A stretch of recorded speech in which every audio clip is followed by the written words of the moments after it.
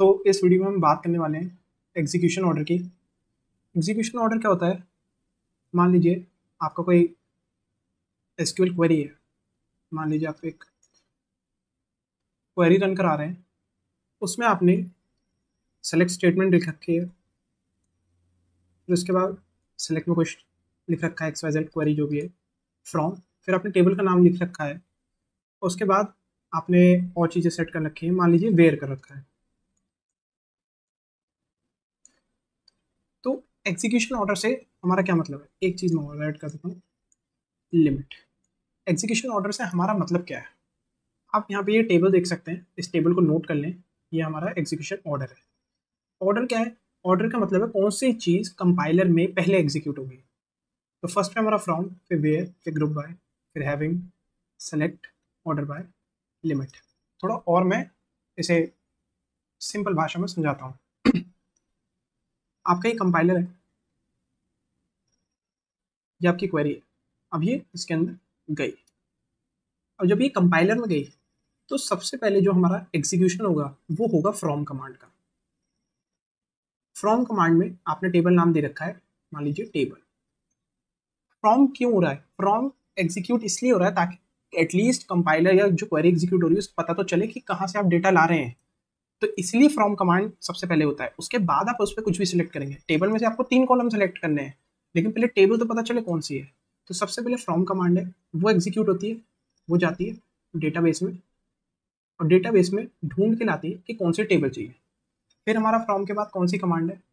From के बाद हमारा आ रहा है वेयर, सेकेंड नंबर। फर्स्ट है फ्रॉम, फिर सेकंड है हमारी वेयर। वेयर मतलब टेबल सेलेक्ट कर ली। अब हमारी जो टेबल है वो आ चुकी है। ये हमारी टेबल है, टेबल है, आ चुकी है। टेबल में से हमें कुछ कंडीशन दे रखी है। क्या कंडीशन दे रखी है? मान लीजिए आपने एक कंडीशन दे रखी है जहां जहां कस्टमर आईडी है 1 के इक्वल, तो मुझे सिर्फ वही रोज लानी है। इससे क्या होगा? हमारा जो डेटा है वो इंस्टेड ऑफ कि पूरी टेबल आए, पूरी चीज रन हो, पाइपलाइन के थ्रू जाए, हम इतनी बड़ी टेबल भेजने के बजाय सिर्फ सिलेक्टेड कॉलम्स ही भेजें, सिलेक्टेड रोज ही भेजें।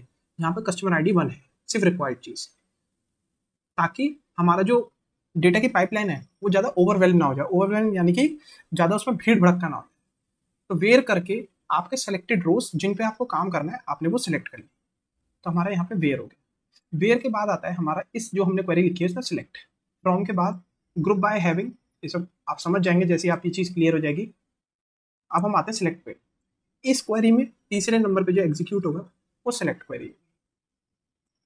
अब मैंने कहा भाई कस्टमर आईडी 1 तो ले लिया, और जहाँ जहाँ कस्टमर आईडी 1 है वो मैंने सेलेक्ट कर लिया। अब मुझे कौन कौन से कॉलम सेलेक्ट करने हैं? कस्टमर आईडी का मुझे ये बताना है कि उसने कितने की खरीदी करी। तो मैं कहूँगा कि वो कस्टमर आईडी, जहाँ जहाँ कस्टमर आईडी 1 है उसकी सिर्फ परचेज देखनी है मुझे। तो इसमें से भी सेलेक्ट आईडी, फिर उसके बाद यहाँ हमारी चली थी वेयर, उसके बाद हमारा सिर्फ और सिर्फ परचेज आ जाएगा। कस्टमर आईडी 1, मान लीजिए उसने 10 रुपये की खरीदारी करी, 10 रुपये।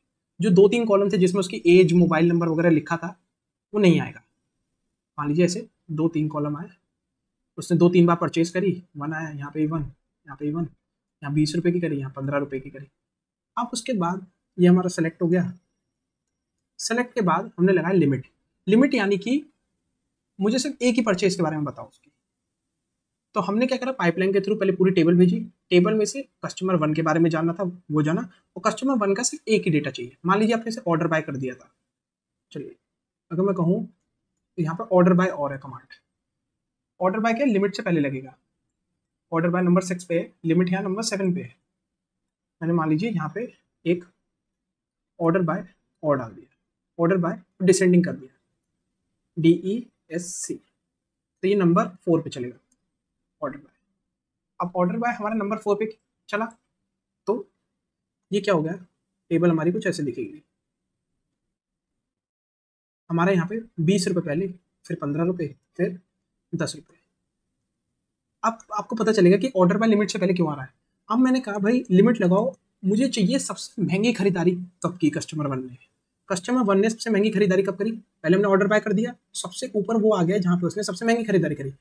लिमिट लगाने का मतलब क्या है, हमें सिर्फ एक ही रो चाहिए, वो भी टॉप मोस्ट रो आपकी लिमिट देता है। तो यहाँ पे हमारा लिमिट लगने के बाद कस्टमर 1 की सबसे महंगी खरीदारी आ गई।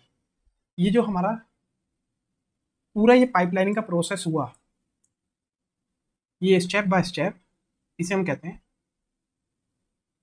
Execution order. तो ये मैंने आपको समझा दिया लाइन बाय लाइन, और ये पाइपलाइन में कैसे काम करती है। मान लीजिए आपकी धीरे से कोई पाइपलाइन चल रही है और करते करते करते आपको अपना एंड रिजल्ट मिल चुका है। तो ये होता है हमारा एग्जीक्यूशन ऑर्डर। ये टेबल, क्योंकि कई बार ऐसा होता है क्वेश्चन वगैरह करते हैं, उधर एग्जीक्यूशन ऑर्डर की वजह से दिक्कत आती है। आपने सेलेक्ट में कुछ लिख दिया, लेकिन आप कह रहे हैं कि यार ये चीज़ तो हो नहीं रही। जैसे आपने सेलेक्ट में अगर आपने एलियस लगा दिया, कोई टेबल है, मान लीजिए मैंने कस्टमर आईडी सेलेक्ट करी एज कस, और आपने बाद में कहीं कस यूज़ कर लिया, फ्रॉम में आपने कहीं कस यूज़ कर लिया या वेयर पे कर लिया, तो वो रीड ही नहीं करेगा ये। क्योंकि आपने नाम तो सेलेक्ट में चेंज करा है, लेकिन सेलेक्ट जो क्वेरी है वो एग्जीक्यूट हो रही है बाद में, वेयर से पहले। तो वेयर यहाँ पे एरर दिखा देगा कि कस नाम करके तो कोई हमारे पास टेबल ही नहीं है, कोई कॉलम ही नहीं है हमारे पास कस करके। तो ये आपको पता होना चाहिए कि सेलेक्ट क्वेरी जो है वो बाद में रन हो रही है वेयर के, इस वजह से वो एरर आ रहा है। तो ये एग्जीक्यूशन ऑर्डर जो है आपको मालूम होना चाहिए। तो इसे एक बार नोट कर लें और याद कर लें।